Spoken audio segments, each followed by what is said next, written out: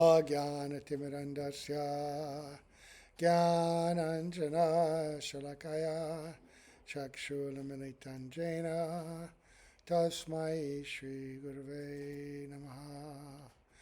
Gurave Gaurachandraya Radhikaya Tadalaye Krishnaya Krishna Bhaktaya Tad Bhaktaya Namo Namaha. Yam Pravajantam Manopeta Apeta Krityam Gapayano Varaha Katara Ajuhava Utreti Tan Maitaya Taravo Vineduts Tam Sarvabhutam Hridayam Munimana Tosmi Narayanam Namaskritya Naram Chaiva Narottamam Devim Saraswatam Vyasam Tato Jayamudirayat Bhaktya Vihina Parada Lakshay Kiptashta Kamari Tarangamadye Kripa Maitvam Sharanam Prapanna Vrinde Namaste Charanarvindam Tavevasmi Najivami Tvayavina Iti Vigyaya Radhe Tvam Nayanam Charanandike Vancha Kalpatarubhascha Kripa Sindhu Vyevacha Patitanam Pavanebhyo Vaishnavebhyo Namo Namaha. So, continuing on with the beautiful Sri Bhajan Rahasya by Srila Bhaktivinoda Thakur. We're still in the second chapter, coming towards the end. Second yam, second part of the day. And we are discussing all these verses that he's given us in relation to anartha nivriti, the obstacles that are checking our development in bhakti. And we always begin by offering our most humble obeisance unto the lotus feet of our beloved gurus, unto Sri Guru Pada Padma Nityalila Bhavishta Om Vishnu Pada Stotal Sat Sri Srimad Abhaya Charnaravinda Bhaktivedanta Swami Maharaj Srila Prabhupada, and unto Sri Guru Pada Padma Nityalila Bhavishta Om Vishnu Pada Stotal Sat Sri Srimad Bhaktivedanta Narayan Goswami Maharaj, unto all the exalted Rupa Guru Varga, unto the assembled Vaishnavas, Vaishnavis, headed by Sannyasigan, and so. Now we're going to hear some verses, once again establishing the nature, the intrinsic sarup of Sri Nam, right? Because we have to understand this. We have to have what will come out. These verses are going to be the tattva of Sri Nam, but also the quality of faith, which actually empowers our bhakti, right? Bhakti is not a mechanical thing. If you perform bhakti mechanically, you'll get some sukriti, right? Something beneficial will be there. But that's the cheshta, that's the activity. Many people do activities that look just like bhakti, but with completely different intent. And by the mercy of the Lord, they may get some slight benefit, some slight spiritual sukriti. But bhakti becomes empowered when the mood is enhanced. There's cheshta and there's bhav. There's a nice lecture in the Rays of the Harmonist, I can't remember which volume, by Bhakti-Bhagan Keshavraj, and he talks about those two elements, right? The activity you perform, but the mood in which you perform it. And the underlying principle is faith. But faith has all kinds of objects, right? Anyway, this will come up in a bit. So in verse 31, he says, knowledge of the intrinsic nature of the holy name is given in Bhakti Rasamrita Sindhu 1.2.2.3.3.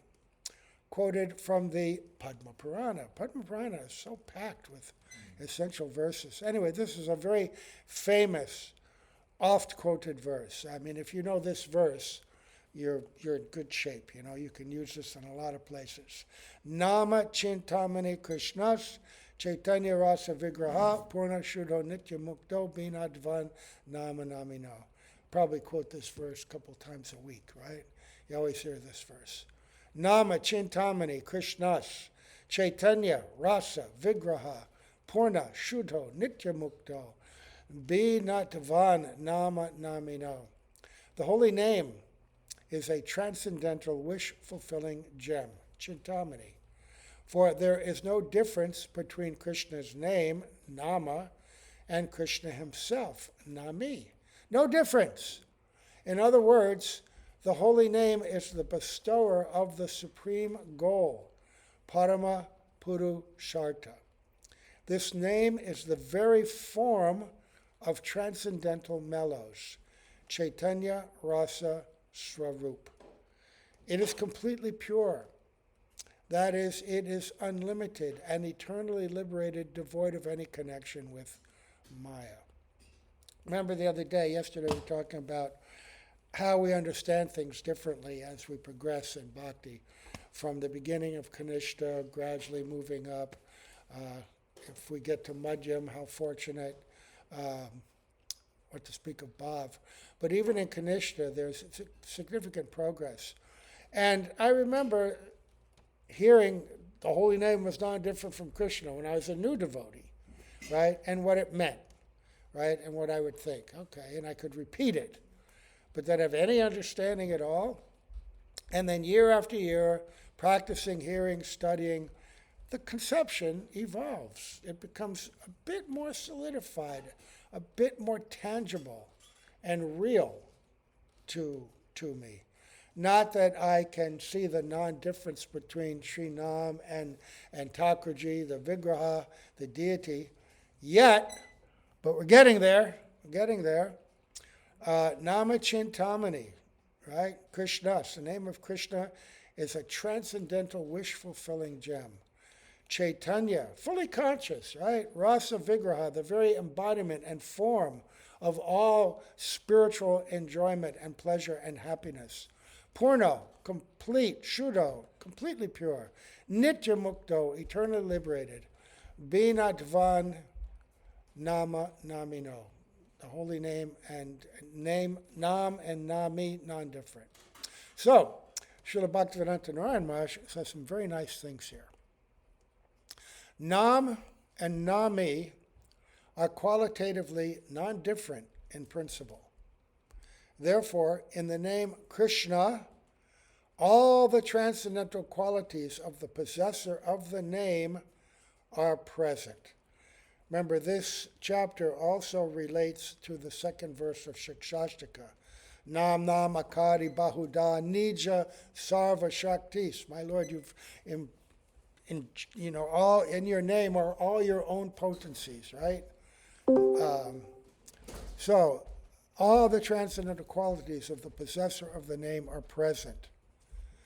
The holy name is always the complete, absolute truth, unaffected by material matter.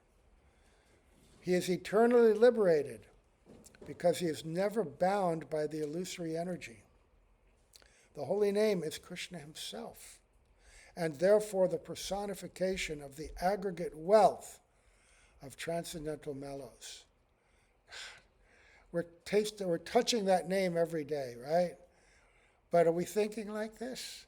We're just going through it, going through the motions, right? We're trying to invoke some emotion, trying to, strengthen our faith.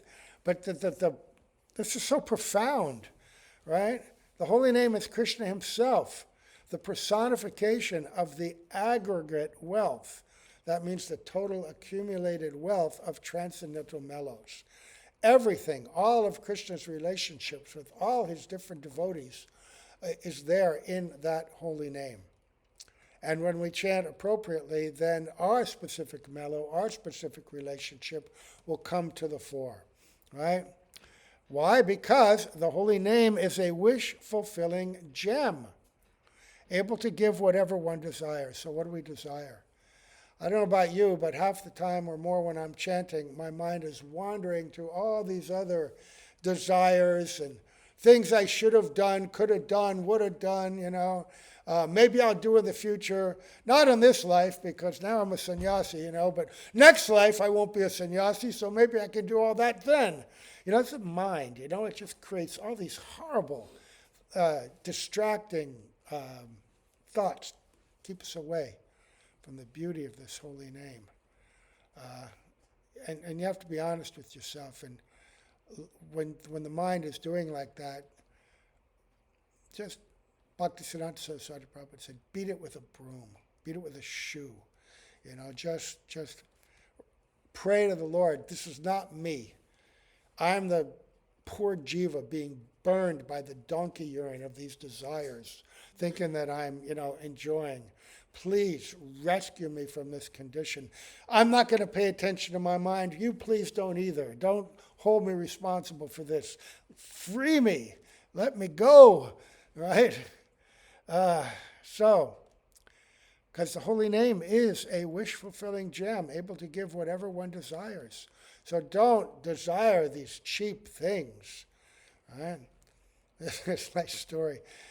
There's a bunch of stories like this, but it's in India, and oftentimes when you're in the rural areas, you see on the side of the road these ladies with these big bundles of wood and sticks that they're carrying, and they've been out since early morning. But they need all this because they needed to cook, they needed to wash clothes, they needed to heat everything, They got to gather their own wood.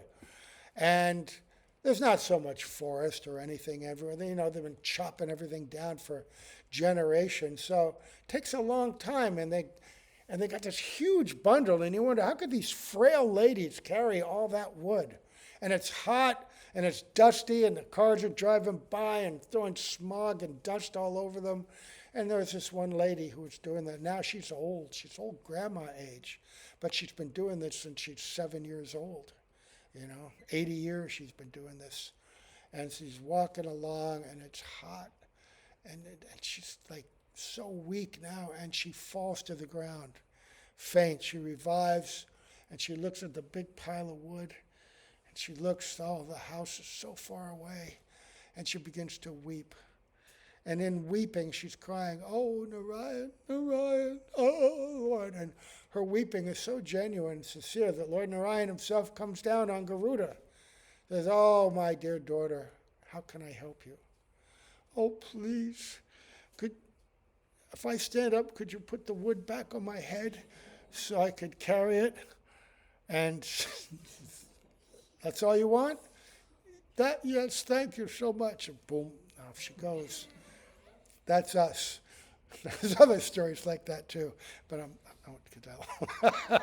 But that's what we do, right? Right? Because we don't know. Just like the other day, I told you my story about being surrounded by icebergs and, in the middle of the winter. Oh, God, is there anything beyond this? And I didn't know what was beyond it. And, just thinking maybe I can enjoy somehow, but not here. Save me. Give me a better job. Let me live where it's warm, Don't wish for these foolish, insignificant goals. Sri Nam Sankirtan, which is the practice, the sadhan, is not different in every respect from Sri Krishna, who is the goal, sadhya, the one absolute truth, who is imbued with transcendental mellows, consisting of eternity, knowledge, and bliss. Sat Chit Ananda is eternally present in these two manifested forms, Nama and Nami.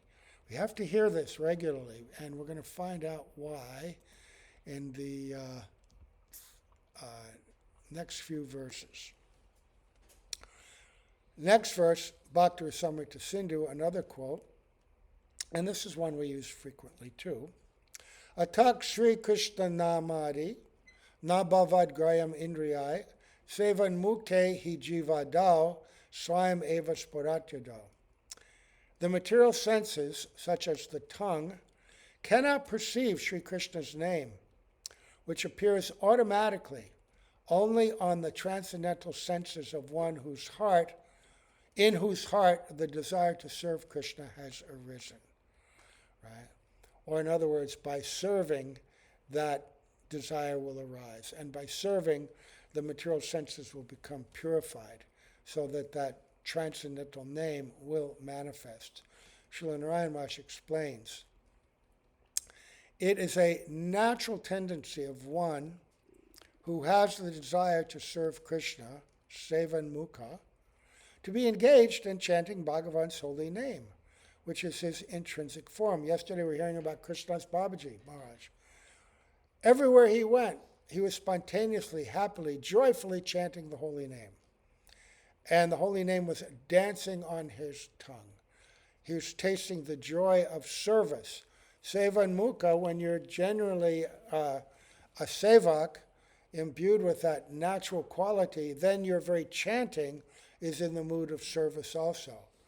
And we can understand that, like in your own name, right?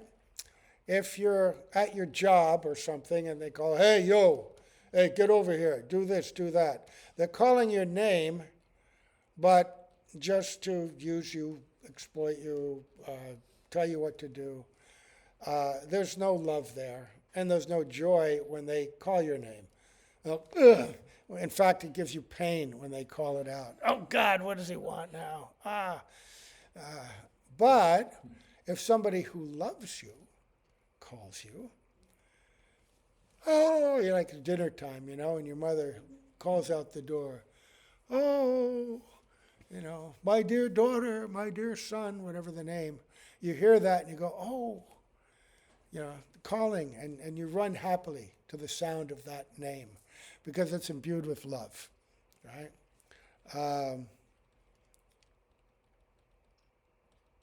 There was an old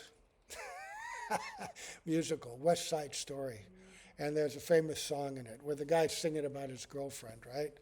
And he said, say it loud and there's music playing. Say it soft and it's almost like praying, right? That's a perverted form, not complete love, but that concept is there, right?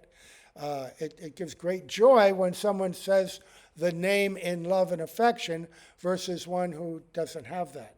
So how are we chanting, right? Are we chanting for something? At this point, even our chanting in a devotional mood is mixed with, Srila Gurudev would say, most of us are chanting to be freed from the misery of the material world. We don't have a clear idea of the spiritual joy, spiritual environment, what it really means to be connected with God in genuine selfless love. So the motivation that we have is still mixed, right? Not completely selfless. But when we become completely selfless, then there's great joy in chanting. There's great sweetness in chanting because you're saying that name in love. And when Krishna hears it spoken in love, he's reciprocating with you. And you're both bathing in the beautiful stream of Ladini Shakti, empowered by Srimati Radhika herself. Krishna gives us knowledge of our identity, of ourself, of our relationship. That's Samvit. Radhika gives us the joy of devotional expression and the pleasure that reciprocation creates. Together, Samvit Ladini, this is the essence of bhakti, right? So, it is a natural tendency of one who has the desire to serve Krishna to be engaged in chanting Bhagavan's holy name, which is his intrinsic form. The holy name himself appears and begins to dance on the tongue and other senses of one who has a tendency towards Sri Nam Seva. In other words, an inclination for chanting. Bhagavan's name can appear even on the tongues of animals. Examples of this are Bharat Maharaj, when he was leaving his dear body, and the elephant Gajendra, when he was being pulled into the water by the crocodile. When Mahaprabhu was going through the Jharkhand forest, he inspired the animals to chant, actually. So, text 33, Srimad Bhagavatam states, this is from the 21st chapter of 11th canto. This would still be Krishna's instructions to Uddhava, this magnificent number of chapters known as Uddhav Gita. We have the Bhagavad Gita where Krishna speaks to Arjuna. That's only 700 verses. It's all these truths, but condensed. The Uddhav Gita expands on the conceptions of bhakti and seva and gives such detailed instruction. And so here, sve sve dikaraye nishta saguna parikirtita viprayas tudosha syad ubayor esha nirayo. To have unyielding steadiness on the path of dharma, according to one's own qualification, is a virtue. Conversely, to make endeavors that do not accord with one's qualification is a fault. So, in all of these verses, our acharyas, there's a purport, little commentary. The purport of this verse is that virtue and fault are determined according to one's qualification and not by any other criteria. A very important verse because it leads up to this next one about the qualification for bhakti. But that's important because in our practice towards spirituality, whether you're on the level of varna and ashram, even if you're not on that level, or if you're engaging in bhakti in a more advanced state, your eligibility to perform any activity is based on your qualification. So, Gurudev used to give this story, this example. They're all striving for bhakti, right? We all want to progress nicely in bhakti. And we hear about the practices, the activities, the meditation, the remembrances of greatly advanced devotees, and we want to be like them. We want to chant and meditate on Ashtakalya Leela and be there. But he says that bhakti is the road to pure bhakti is like climbing a tree, right? And at the very top of the tree is that ripened fruit, which is, like the love of the gopis, whom we want to serve and intimately be among. But we're down on the ground, right? And he would always say, you have to go limb by limb.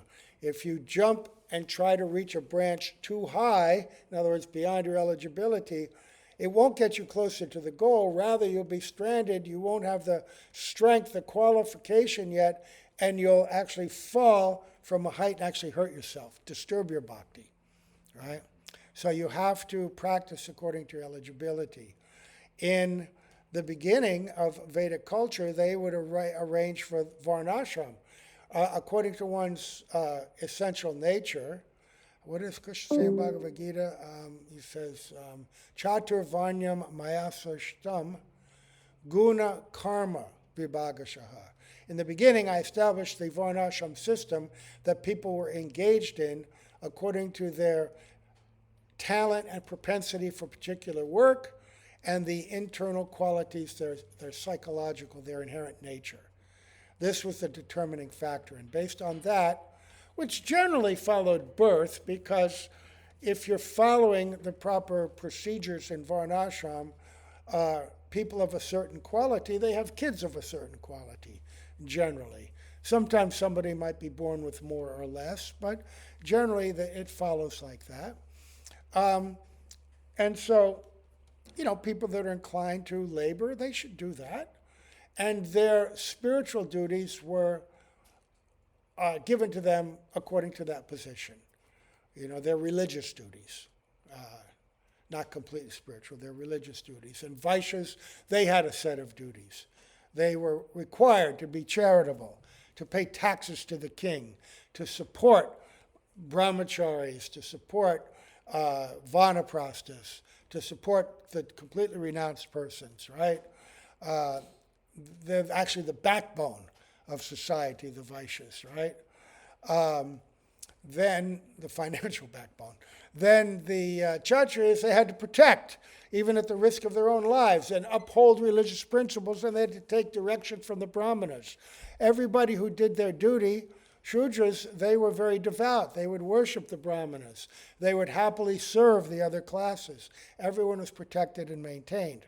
But if you worked outside of your qualification, it would just create disturbance in society, right? The example is a nice story, and what is that series of stories? Kind of like the Vedic Aesop's fables. What's it called? Bhaktisiddhanta. What is it? Panchatantra or Pancharatna. Maybe that's one. It's like animal stories. Yeah, animal stories. Yeah, Panchatantra. Anyway, all the animals are in the forest, right? And one of the lowest among them is the jackal, because he's just like a thief. He tries to steal everybody's food, and sneaky little animal. He doesn't have a lot of power. But he's very clever. And somehow or other, he falls into a pit of purple dye, right? And he comes out completely purple. And all the animals who see him, they don't seen anything like that before. What the heck is this? Purple is the color of royalty. And so they thought, must be the king. And he goes, yes, I am the king. And they all begin to worship him. He's got a throne. He's up there, he's sitting there. They're all giving him offerings and all. And, nobody knows any better. But then one night in the distance, you hear all the other jackals. They're going, and then because he's a jackal, he can't help himself. And all of a sudden he's going, and then everyone says, hey, that's no king, that's just a jackal, right? And they all beat him and throw him off the throne, right? So, bite him. He's running away. So, that's the state in modern society. It began at the very beginning of Kali Yuga, where unqualified persons took the roles of Kshatriyas, Shudras. It's described in 12th canto. Brahmanas became unqualified, and then the complete degradation, and nobody performed their proper duties, right? Vaishyas aren't charitable, they're greedy exploiters, Some are, but as a whole, not so much. The political leaders, they're avaricious, they're just Shudras in disguise, and they speak in terms of compassion, but really all they're doing is pitting one group against the other. Exploiting one class against the other, keep them fighting, and they say, but I'll protect you, I'm on your side, I'm on your side. They're complete cheaters. They just take those positions to enrich themselves. They go into office poor, they come out multimillionaires. Not on their salary, but on their cheating exploitation, right? And the so-called intellectual class, the scholars, the academics, no integrity at all. Just to maintain their position and their prestige, they'll spout any nonsense, right? They just, lick their finger which way is the wind blowing, and that's what they do. So-called physicians and medical practitioners, just for the money. Just for the money. They'll do anything. They'll even butcher and mutilate children as gender-affirming care, right? That's not a physician. A physician is, a real physician. Even the Greeks understood. Hippocratic oath, right? I vow to, protect, to do no harm, to always try to cure, not to exploit people's desires and make money. Plastic surgeons, oh my God. You see these poor, actors and actresses and politicians. They want to stay looking young forever, and so they go to some plastic surgeon. All of a sudden, they come out looking like freaks. And they get injections, and it's just horrible what they do. They're just making money off them. They don't care. And they inject artificial muscles in them. And bizarre. Kali Yuga is crazy. So you have to act according to qualification. That's varnashram. What to speak of spiritual qualification, we also have to act and serve according to our appropriate level. And then, so steadiness on the path of Dharma, there's varnashram Dharma, but there's also Sanatan Dharma, Jaiva Dharma, the spiritual path. Also, we have our levels of qualification. And he says, Srila Narayan Maharaj explained, virtue and fault in your activities are determined by the qualification that you have. So in bhakti, that is also there. And this next verse, I don't know if we have time for this, but this is, I'm going to read it anyway. Here, text 34. Let's see, what time? Oh yeah, we got time. Okay. This verse is also found in chapter 6 of the Jaiva Dharma. And it's quoted by Sannyasi Thakur in a debate he's having with Krishna Chudamani. Krishna Chudamani is an orthodox Smarta Brahmin from across the Ganga. And he was brought to the assembly of the Babajis because they had seen the Babajis giving respect to the descendants of Chand Kazi, who were Vaishnavas. They lived in the world as Muslims, but they were actually Shuddha Vaishnavas. They had been blessed by Mahaprabhu that as descendants of Chand Kazi, they would be Vaishnavas, because he became a Mahabhagavat by the mercy of Mahaprabhu, and so his descendants also. But when these learned Babajis were giving respect and having conversation with these so-called Muslims, the Brahmanas freaked out. They said, what? How could this be? Because they very rigidly wanted to maintain the order of Varnashram, which Vaishnavas also want to do. But there are two orders and two levels of qualification. One is for Varnashram and one is for Bhakti. And Bhakti qualification is outside and transcends the qualification for Varnashram. So in that, when Sannyasi Thakur is establishing, he had to establish first from authoritative statements that Vaishnava is a higher position because of their realization and relationship with Bhagavan. But the eligibility to be a Vaishnava is not contained within Varnashram. Varnashram will bring you up to different stages of qualification in birth, as a Shudra, as a Vaishya, as a Kshatriya, as a Brahmana, but a Vaishnava is outside those qualifications. And so he quoted this series of verses. And text 34, Bhaktivinoda Thakur, this is from, again, 11th canto, 20th chapter. Krishna's instructing, right? Jata shradho mat katasu, nirvina sarva karmasu, veda dukatmakan kaman, padijage panishvara. Oops, then. Tato bhajeta mam prita, Krishna speaking, mam prita, right? Shraddha lur dhuridha nishchaya, jushamanas chatan kaman, dukho darkams chagariyan. If a person whose faith in hearing narrations of me has been awakened, but is unable to give up sense enjoyment and the desire for it, even though he knows it gives misery, he should with a sincere heart condemn his inability to give it up. All the while he should continue worshiping me with firm faith, conviction, and love. Right? Tato bhajeta mam prita. Continue your bhajan, right? With affection. Shraddha lur, right? Faith. What kind of faith? Dridha, nischaya. So Srila Narayan Maharaj explains. Now this verse is talking about someone who's on that level where they're sincere practicing bhakti, but there's bumps in the road, right? Bumps in the road.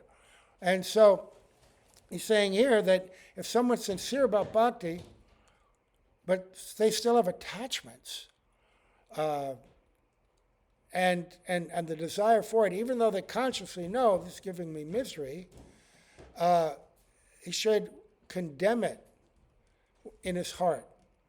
And another translation, it says, even in the midst of performing the bad activity, if he can think that, oh, what am I doing? Why am I doing this? Even while doing it, controlled by those impulses, sincerely saying, oh, why am I doing this? But they don't give up their faith in bhajan, in Sri Nam, and they just pick themselves up off the ground and they continue. There's another verse that says so if someone who's running along, the ground may cause them to stumble. They hit a rough patch, and they stumble, and they fall to the ground. But that very thing which caused them to stumble, they put their arm down on it, and they push off, and they get up again. Right? So, Srila Narayan Maharaj says, by the influence of association with devotees, satsanga, a person develops a taste for hearing Harikatha. To different degrees, right? Sometimes we have it, sometimes we don't. Sometimes we like one Harikatha, but not the other. It's hard to listen to philosophy, right? But we like stories, we like Leela Katha. But we still have to have philosophy. Srila Prabhupada was very expert in speaking philosophically, and then he'd weave in a story and tell something funny, and everyone would perk up, But even in the presence of Srila Prabhupada, you can, and he would only speak for half an hour, because devotees work so hard, and then they're sitting in class, they hardly got any sleep. And some of the films, he shows Srila Prabhupada, and you see some dundas in the background, even dundas, and they're going like this, and you see people, and it happens in our classes as well. We used to stand up. If you were falling asleep, you'd stand up. But even then, sometimes people would fall over because they work so hard. They work so hard, There was, he'd work all day long, chanting, working in the kitchen, whatever it was, hard work. And then you just get a few hours sleep, and then you get up again and do it. So, young bodies. So not always completely attentive. There was, and we sleep during Bhagavatam. I told this story once before, so I'll tell it briefly. Bhakti Rakshak Sridhar Maharaj tells it about how one man came to him because he was the local saint, and the man had trouble. He hadn't slept for weeks. And he said, "Oh, Swamiji, what do I do? I haven't been able to sleep for weeks." And Srila Sridhar Maharaj says, "Oh, I can help you. I'll help you. Come to the Bhagavatam class tomorrow, and then I'll help you after that." And the man came, and the class will last about an hour, right? And he begins speaking nicely. As soon as he begins speaking, the man, whoop, and he fell asleep. And he slept through the whole class. And after the class was over, and he woke up and he goes, "Oh, Maharaj, so wonderful. I just fell asleep as soon as you started talking. Why is that?" And I feel so refreshed, relieved. And Srila Sridhar Maharaj says, Bhagavatam is non-different than Bhagavan. And Bhagavan has given a benediction to Nidra Devi, the goddess of sleep, that whoever is in the Bhagavatam class but has no interest, those people she can sit on their head and they'll fall asleep. So, you've probably had experience, when you look at your little computer and you're trying to read and do save and you're starting to fall asleep, listening to a lecture, and then you flick to some stupid thing on YouTube and you're immediately awake again, right? Why? Because we have a taste for that and we don't have a transcendental taste. That's the reality. However, the more we develop a taste for hearing Harikatha, at that time, he will have no interest in any other activity. And with firm faith, he will chant the name of Bhagavan continually. At that time, when you pull that stuff up, you go, "Oh, God, this again? Oh, I have no taste for this. Ugh," And then you'll start chanting, right? Chanting. "Oh, let me go back to that lecture. Let me get Gaur Govinda Maharaj. That'll get me going." You want to get going in your happiness and enthusiasm for Harikatha? Put on Sripad Gaur Govinda Maharaj. He'll wake you up. However, if due to his previous habits, someone is unable to give up sense enjoyment or the desire for it, in his heart, he condemns his inability to give it up. Remorse, regret, sincere. Pray to Guru, pray to the Lord. This is my condition. Here in these two verses, the intrinsic nature of bhakti is described by mentioning the first symptoms of the qualification for bhakti. Sarva kamasu means sadness that comes as a result of performing all material Vedic activities and from their results. In other words, being distressed by a miserable mind. Kaman means realizing the miseries that result from the desires arising from associating with the opposite sex. If a person is unable to give up these desires, he should from the beginning have the following firm conviction. And this means association with the purpose of trying to see that opposite person as your means to enjoy, as your servant, right? And that's not just opposite sex, it means everybody that we associate with. If we're seeing them in terms of how can I use them for my own gain or my own ends, that is naturally going to result at some point in your unhappiness. The more people are exploitive in their nature, the more angry and unhappy they are, right? Because they're always striving. Whatever they see, whoever they see, they're always trying to use them for their own purposes. That will only result in misery. That mentality cannot create happiness, right? If a person is unable to give up these desires, he should from the beginning have the following firm conviction.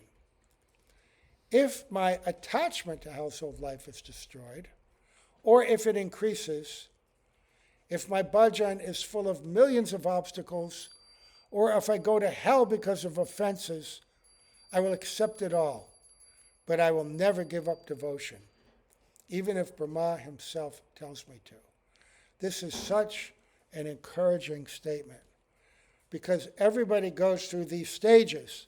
You have to wade through this, this quicksand, this morass of material desires, this constant struggle. But if you have this kind of faith in bhajan, all right, for whatever reason, I may have to go through this for lifetime after lifetime, but I'm going to be attached to my bhajan.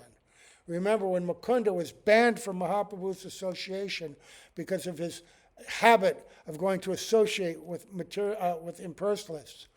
Mahaprabhu said, I won't see him. And then Mukunda sent the devotee and said, well, just ask him, will I ever be able to see him again? And they asked Mahaprabhu, and he said, tell Mukunda he can see me after 1,000,000 births. And they said, oh, God, how can we tell him that? Oh, man. They went back, and they told Mukunda that the Lord had said he'll see you after 1,000,000 births. Mukunda began to dance and leap in joy. And they said, what? And they said, he's accepted me. I know that one day I will get his association again, so I'm happy. Srila Narayan Maharaj, one time, when he was first beginning to speak with senior devotees in ISKCON, my godbrothers, this is like the early 90s, and he was talking about Nam Tattva, and he said, now you've been chanting, 90, 30 years, 25 years, are you getting any taste? They say, no, we're not getting any taste. But still you're chanting. Yes, still we're chanting. And ordinarily you might think, look at these guys, chant, they must be offenders. He glorified them. And he said, just see what kind of faith they have in their guru and his instructions. That even without coming to the stage of taste, they're still, after all these years, practicing bhakti, doing their guru seva. That's what this is, right?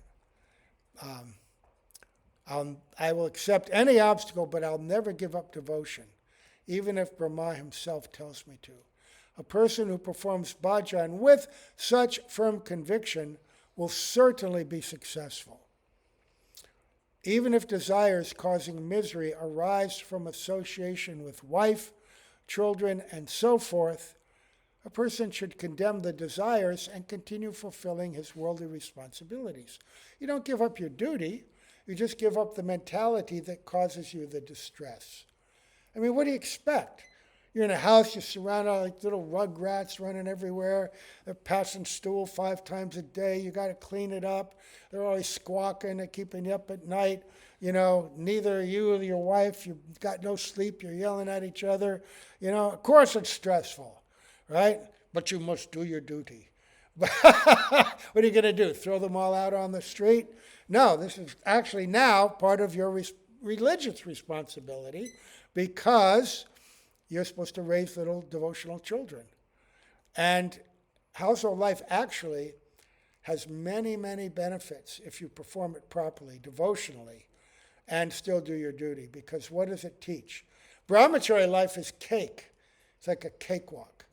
There's nothing to worry about, really, hardly at all. Oh, go lift some wood. Go clean the kitchen, Finish that prasad. There's too much. Eat that all, Go cook 5,000 samosas. Okay, sure.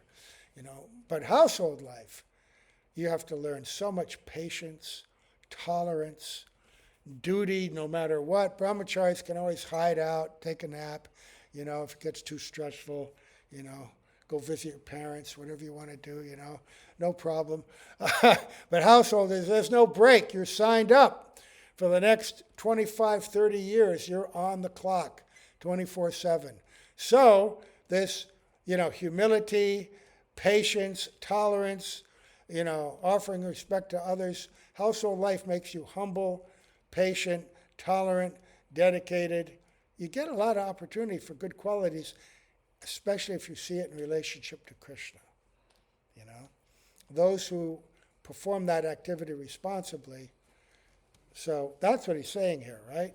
You may have these desires in the midst of all of this, but if you stay fixed with your bhajan, then and never give up bhakti, the desire for enjoyment will gradually diminish by hearing, chanting, and so on, and one will ultimately attain bhakti. And you'll also see, oh my God, how did I ever think that this was going to make me happy?